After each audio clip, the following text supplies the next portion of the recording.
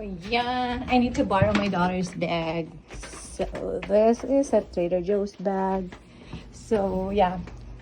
Nung nagpunta kami sa New York last week, there's a lot of people or teenagers, actually, most of them, are using this bag. So, yeah, I don't know if that bag is trending or whatsoever, but yeah, I see a lot of people using this bag.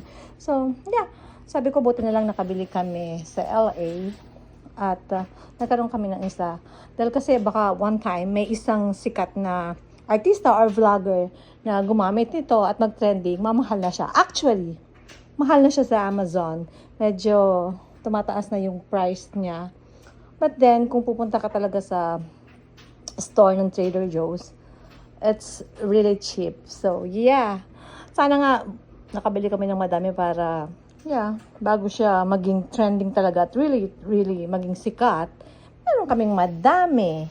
And also, nung nagpunta kami sa New York, sa may Fifth Avenue, sa may Brooklyn, sa Times Square, ang dami naming nakita na using this kind of bag. So, sabi ko, napakasimple naman ng tote bag na to. But then, like a lot of people using it. So, but anyway, it's cute. And, yeah, good that I have one. My daughter have one. So, pag bumalik kami uli ng US or LA, yeah, bibili ako ng madami. Di ba?